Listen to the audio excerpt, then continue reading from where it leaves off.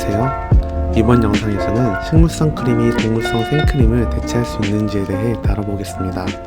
베이킹을 할 때 동물성 생크림을 기본적으로 가장 많이 사용하는데, 만약 식물성 크림으로 대체했을 때 어떤 결과물이 나오게 될까요? 우리가 동물성 생크림을 사용하는 경우는 휘핑을 해서 다양한 크림을 만들거나 무스케이크 등을 만들 때처럼 차갑게 사용하는 경우, 그리고 캐러멜이나 가나슈를 만들 때처럼 가열을 해서 사용되는 경우가 있는데요. 그래서 크림을 차갑게 사용하는 경우와 가열을 해서 사용하는 경우인 두 가지로 나눠 비교해 보았습니다. 비교할 크림은 식물성 휘핑크림, 식물성 쿠킹크림, 동물성 생크림입니다. 식물성 휘핑크림과 동물성 생크림만 비교하지 않고 식물성 쿠킹크림까지 같이 비교한 이유는 맛을 비교해 보기 위해서인데요. 식물성 휘핑크림 같은 경우에는 생크림과 달리 뒤처지는 맛을 보완하기 위해 대부분 가당을 첨가해서 판매하고 있습니다. 때문에 가당이 첨가되지 않은 식물성 쿠킹크림을 사용하여 같이 비교해 보았습니다. 먼저 각각의 크림들의 휘핑을 쳐보았는데요.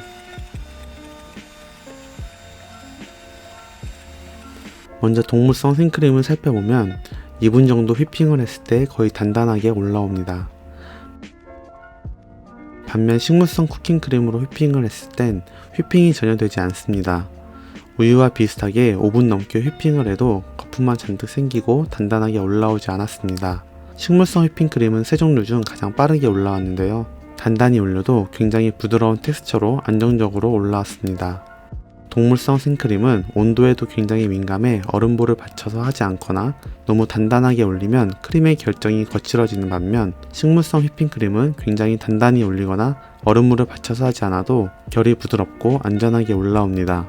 그럼 세 종류의 맛은 어떨까요? 동물성 생크림은 우유의 고소한 맛이 굉장히 강하게 느껴지고 세 종류 중 가장 깔끔한 맛이었습니다. 한편 동물성 쿠킹크림은 고소한 맛은 많이 느껴지지 않았고 인공적인 맛이 느껴지며 약간의 단맛도 느껴졌습니다. 우유와 분유가 섞인 맛이었는데요. 확실히 동물성 생크림과는 다른 맛이었습니다. 식물성 휘핑크림은 세 가지 중 가장 맛이 없었는데요. 깔끔하지 않고 굉장히 기름진 맛이 강했습니다. 또한 고소한 맛은 거의 느껴지지 않았으며 인공적인 맛과 가당의 맛도 많이 느껴졌어요. 오히려 식물성 쿠킹크림이 상대적으로 기름진 맛이 덜하고 인위적인 가당의 맛이 느껴지지 않아서 맛에 있어서는 식물성 쿠킹크림이 식물성 휘핑크림보다 더 좋았습니다. 하지만 쿠킹크림으로는 휘핑이 처지지 않기 때문에 차갑게 사용할 경우 동물성 생크림을 대체할 수는 없습니다. 반면 식물성 휘핑크림은 휘핑 부분에서는 동물성 생크림보다 텍스처가 더 좋았으나 맛이 너무 기름지고 인공적인 맛이 나서 아쉬웠습니다. 그리고 시간이 지날수록 동물성 생크림은 점점 묽어지는 반면 식물성 휘핑크림은 점점 단단해지는 성질이 있었습니다. 그럼 동물성 생크림을 가열해서 사용할 경우 식물성 크림으로 대체가 가능할까요?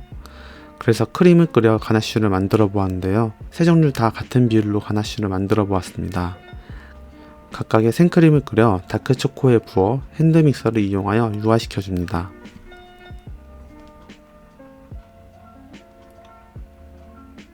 그럼 세 종류의 가나슈를 비교해 보겠습니다. 먼저 동물성 생크림 가나슈는 텍스처도 좋고 초코의 맛이 잘 느껴졌습니다. 특히 다크초콜릿 특유의 산미가 잘 느껴질 수 있어서 좋았습니다. 한편 식물성 쿠킹크림은 가나슈에 젤라틴을 넣은 것 같은 느낌이 들었는데요. 그만큼 텍스처가 많이 쫀득한 느낌이었습니다. 맛적인 부분에서는 일반 가나슈보다 다크초코 맛이 가려진 느낌이었습니다.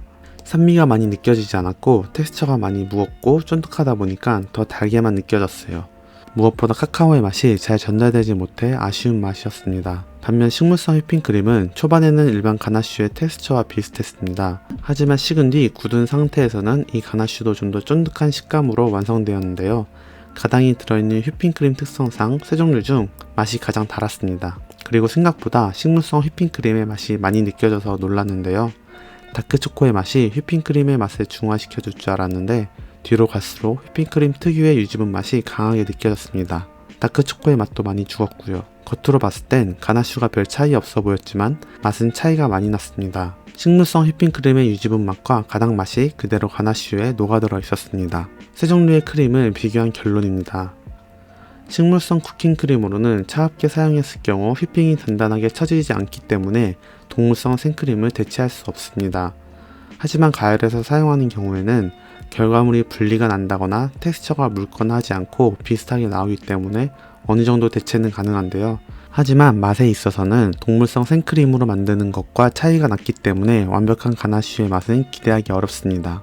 한편 식물성 휘핑크림으로는 차갑게 사용했을 경우 동물성 생크림을 대체해서 사용이 가능했는데요.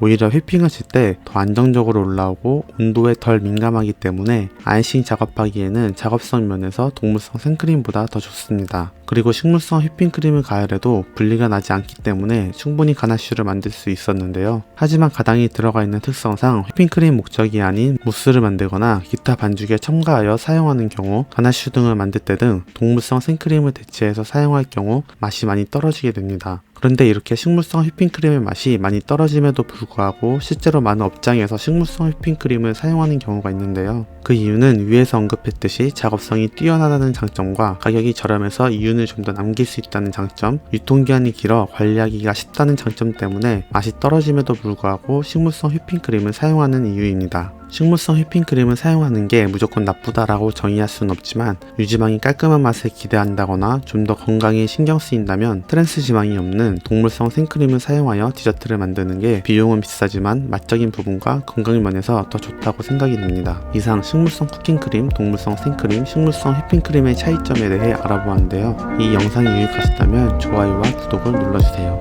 감사합니다.